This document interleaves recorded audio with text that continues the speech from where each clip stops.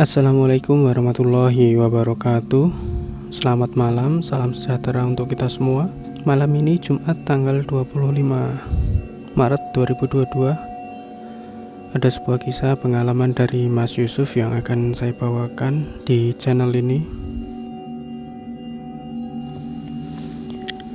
Sudah pukul 10 malam itu, waktu gerimis kecil mulai turun diikuti hawa dingin dari angin yang berembus pelan merasuk melalui pori-pori kaos Mas Yusuf yang telah basah karena keringat. Malam itu Mas Yusuf masih berada di sekolah. Dia dan temannya mendapat tugas mempersiapkan panggung untuk sebuah acara sekolah esok hari. Sebenarnya secara keseluruhan panggung sudah siap, hanya tinggal merapikan beberapa bagian supaya lebih bagus. Keduanya mulai lelah duduk bersandar pada sebuah mimbar yang ada di atas panggung.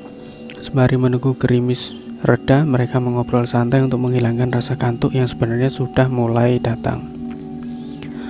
Beberapa obrolan ringan mereka bicarakan, hingga Mas Yusuf bertanya, "Mau balik ke ruang OSIS sekarang atau nanti?"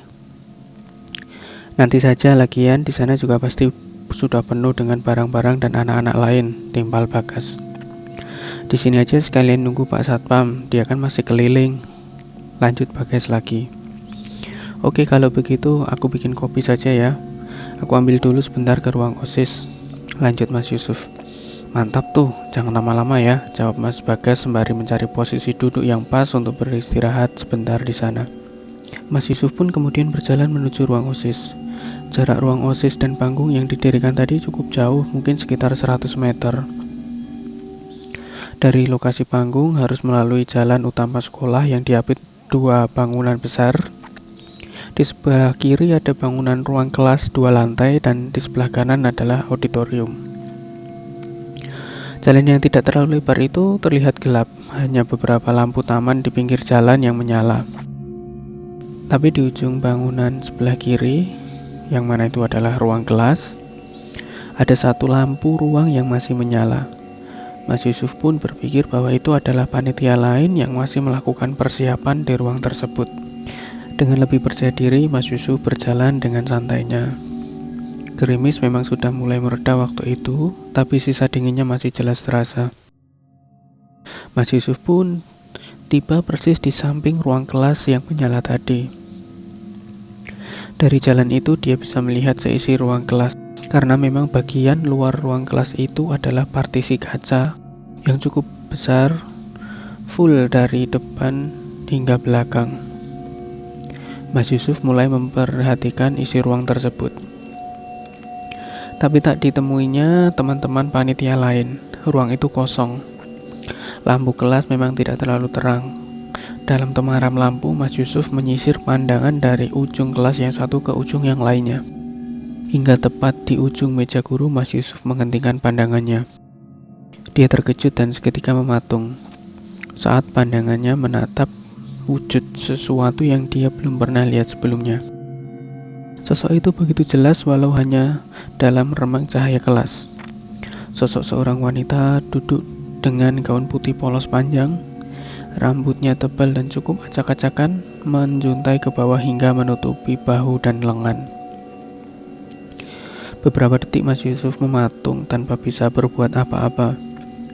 Dia semakin bergetar ketika perlahan sosok itu mulai bergerak memutar ke arahnya. Pergerakannya perlahan. Sesaat sebelum pandangan sosok itu tepat ke arah Mas Yusuf, dari belakang dia ditabrak oleh seseorang. Ternyata itu adalah Mas Bagas. Dia berlari dengan nafasnya yang tersengal-sengal. Keduanya yang sama-sama ngos-ngosan terduduk berdua. Sambil mengatur nafas, Mas Yusuf bertanya kepada Mas Bagas, "Kenapa, Gas? Asal tubruk aja untung gak kepentok ini kepala," tanya Mas Yusuf sambil sedikit sewot.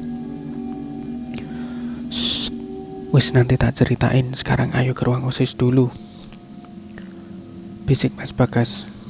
Saat mereka berdua akan berdiri, tiba-tiba Mas Yusuf berhenti di tengah berdirinya yang belum berdiri tegak sempurna. "Kenapa, Boy?" tanya Bagas. "Gas, coba lihat kelas yang lampunya nyala itu. Ada orang gak di sana?" sambil nunjuk ke arah belakangnya. Bagas pun melihat ke arah belakang, ke arah kelas yang ditunjuk Yusuf tadi. Gak ada siapa-siapa, kayaknya gelap gitu kelasnya. Mas Yusuf yang bingung lalu ikut menoleh ke arah kelas tadi, dan ternyata benar lampu kelas sudah mati dan tidak ada siapapun di sana. Yaudah yuk ke ruang OSIS cepet, lanjut Mas Yusuf bergegas menuju ruang OSIS. Berjalanlah mereka berdua menuju ruang OSIS yang jaraknya masih sekitar 550-an meter. Di tengah perjalanan kurang lebih 25 meter dari titik awal mereka berjalan tadi ada sebuah perempatan jalan.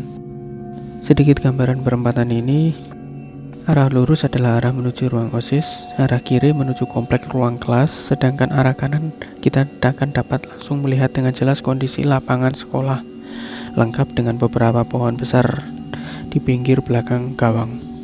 Tepat di tengah perempatan itu tiba-tiba Bagas berhenti dan menarik tangan Yusuf untuk berhenti juga. "Woi, berhenti dulu. Kamu lihat itu enggak?" ucap Bagas. "Lihat apa? Sebelah mana?" tanya Yusuf. "Itu loh yang di depan gawang samping pohon yang pendek." "Apa sih kosong gitu?" jawab Yusuf perlahan sambil menyipitkan mata melihat fokus arah yang ditunjuk Bagas tadi. "Berarti bukan orang, Suf. Ayo cepat, buruan lari aja." Mereka pun berlari secepat mungkin menuju ruang OSIS. Sesampainya di ruang OSIS, panitia yang lain sudah tertidur mungkin karena kecapean. Hanya mereka berdua yang masih terjaga, hingga akhirnya mereka pun ikut tidur karena besok acara akan mulai pagi-pagi sekali. Singkat cerita, beberapa hari setelah kejadian itu, saat sedang menunggu datangnya bus untuk pulang sekolah, Yusuf bertanya pada Bagas sebenarnya apa yang terjadi malam itu. Kenapa tiba-tiba dia berlari menabrak dirinya? Bagas pun menceritakan apa yang dilihatnya. Jadi saat itu dia sedang bersandar di tiang panggung sambil menunggu Yusuf mengambil kopi tadi. Dalam duduk santainya dia tak sengaja melihat ke arah ruang kelas yang berada di lantai 2. Di sana lampu juga menyala remang. Di ujung belakang kelas jendela nomor 2 ada satu objek bergerak perlahan mengarah ke depan. Objek itu awalnya tidak terlalu jelas, lama-kelamaan objek itu menjadi lebih besar dan lebih jelas. Dan terlihat menjadi seperti kepala yang ternyata memang benar itu adalah sosok kepala laki-laki. Berambut sedang, tidak panjang dan tidak pendek. Bagas sejenak berpikir, masih mencari logika yang tepat tentang objek apa sebenarnya itu. Hingga pada akhirnya kepala itu semakin ke atas dan hampir menyentuh plafon atas kelas. Dan yang paling bikin Bagas ketakutan adalah kepala itu tidak memiliki badan. Hanya ada kepala saja sampai leher yang terlihat tampak sedikit memanjang menjuntai ke bawah. Seketika menyadari bahwa itu bukanlah manusia, Mas Bagas pun berlari sekuat tenaga mengejar Yusuf yang tadi ke arah ruang OSIS dan malah mendapati Yusuf berdiri mematung di samping ruang kelas. Dia pun berpikir sepertinya ada yang tidak beres dengan Yusuf yang dilihatnya waktu itu. Akhirnya dia pun inisiatif menabrakkan diri supaya dia yakin bahwa itu memang Yusuf. Artinya jika itu bukan Yusuf asli mungkin badannya akan menembus, tapi kalau itu memang Yusuf dia pasti akan bertabrakan seperti itu, pikir Mas Bagas singkat. Dan apa yang dilihat Bagas di lapangan saat mereka berada di perempatan menuju ruang OSIS adalah sosok yang dilihatnya di ruang kelas tadi. Sudah berdiri di depan gawang lapangan dan berjalan menuju pohon yang di sisi kanan gawang, yang mana pohon tersebut adalah pohon beringin yang memang sudah tua dan terlihat bekas potongan di sana.